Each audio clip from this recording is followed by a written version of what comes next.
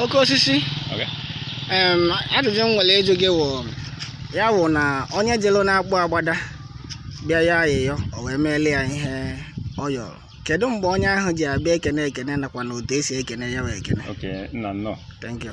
Ọ bụrụ na o meele gị ihe bịa yọọ ya, as from 27th May to June 4, ihe ọ bụla ị chọrọ ịbịa iwetara ya, ibido wetebe ya, oye ga afọga 6 days anyị close ije dị. Ife ọ bụla ị wetaziri gị na-edosi ya 3 next year. Etu anyị sanara ihe ebe ahụ. Ọ bụrụkwa na ị chọrọ ịwa ọjị, ị maazị na ya ebidozi wetewezi ọjị other days. Bụkwa orie, sọsọ orie ka iweta ọjị chere. O nwere ihe a na-ekwu maka inye ya ihe dịka na iji efi wee bịa. Kedu ka o si egbu ya efi iji wee bịa? Nke a dị obere, enwe na-akpụta ịnyịnya ị ya anya n'ilu anya gị, enwere ebe ya aga, ebe ọ bụrụ ibe a na-eyiri ụjọ a ya sị gị nọrọ ebe a ka ịfụkọ ya esi wee gbu ya.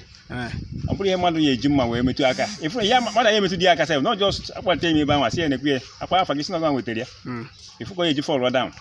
Ọ fall down n'ọsọ seconds, akpụpụta ya sị gị na ogbu gị. It is surprised how come. And ọ ga-egbu ya life. And then because so many people just feel n'anya ka ọ ga-esi wee mee. Mmadụ atụ n'ụjọ, everybody is accepted to come there. Everybody that accept in ebe ahụ na-afụ ihe na-eme, na ọ bụrụ nke ka mmadụ mee. Ihe awụrụ magic. Ọ bụghị magic. Na ọ eme korokoro. Enyi dị ka mmadụ nche na-afụ ya. Na-afụ ihe na-eme. Ịbatagolo asị gị nọrọ ana na-afụ ihe na-eme. Ọ bụrụ mmadụ na control ya ma control mmadụ. Ya wụ mmụọ na-aza ekpere. Ihe ọ na ayọrọ ya na ọ ga-eme ya. Ọ ga-eme ya. Mee ya tijara. Ihe ọ ga-eji mee bụ ọ na-azọkwa ekpere dị ka Chineke ji aza ekpere o, because ọ bụrụ na ị na-eme ajọ ịbịa ka o meri gị ezigbo, ya emekwu ya. Ọmamekwu ya. Kedu ịdị ihe ajọ ihe ị na-ekwu ihe?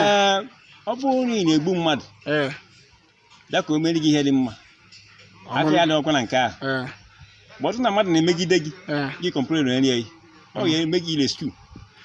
Ọ bụrụ na ị yọrọ ya esi biko na otu anyị nọ kịta na ọfụgo dat na-enwere ihe na-alụ ka o wepụta gị ihe ya na-alụ, ọ ga-eme nke anwa ọsịsọ. Onye ejide gị ụgwọ ekwere akụ, nke anwa bụ very very easy, but make sure that na ijiro mmadụ, because before akwa gị ụgwọ ya yakwuru somebody.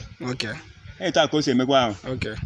Ya bụ na ị na-akọwa kịta na onye eji ụgwọ ya na mmadụ zụkọrọ ahịa, onye eri ego ya na ịgbalụ gbakwute ya na ọ ga-aza ekpere. But make sure na irilo nke mmadụ. Kedu ihe ndị eji abịa ma achị ịbịa? Ọ bụrụ na ị chọrọ ịbịa kọwatara ya na-eji gị ụgwọ, ị ga-achịta ọjị, mkpụrụ ọjị Igbo gbara ya niile, ọjị Igbo with 2 gallon mmanya, that's all. Ọgwụ sị ya ịkọwatara ya, mana ị ga-egwe ya na ọ bụrụ na o meri gị eto ahụ, mekwa ife ya eji bịa kene ya na omekwa anyị, and o mesịa ọ bụrụ na ị bịara ọ ga-agụ nwa tiziri onwe gị na trọbụl.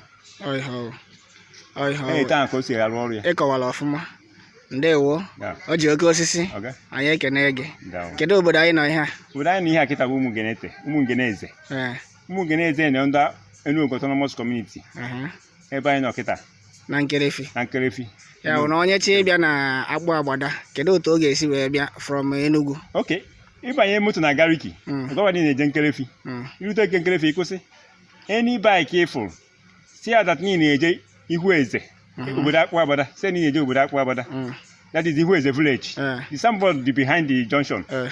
And ọ bụrụ na ibu moto, ịkpọ onye ofe ọkada si dara eti ego ụzọ ahụ, osikọ ga-eji ya esije na o buru ụzọ sie n'azụ, iji nwayọọ ji moto sie n'azụ. Ọyacha eji gị ego ihe si gị n'obi ka ya enye, and ọya jụ na ya ji edute gị ebe ahụ. The whole bike masị ebe ahụ. So etu o si agwọ. O ji oke osisi. So mgbe ya ọ bụrụ mmadụ nye ya ego before ị mara ebe ị na-aga, ya dị taa anya nidiro bribe. Ọ bụsịkwa na emesịa ịkpọ onye ahụ nwere ihe nyere ya narị gị, ọ bụrụ bribe dị ihe ahụ. Etu ahụ ka o si wee. O ji oke osisi. Anyị ekene gị. Ndewo. Ya dịkwara gị na mma. Adịrị gị na mma, dịkwara mmụọ na-emele gị ife. Anyị ekene unu. Ndị Nkerefi unu na-emekwanụ ka unu ra. Ọ ga-adịrị unu na mma. Dịkwuola anyị n'ọnwa anyị. Jidenu ka unu ji. Na onye asị ya jide ka o ji, ọkwa na ya nwere ọ na-eme ọfụma. Ndị dịrị gị.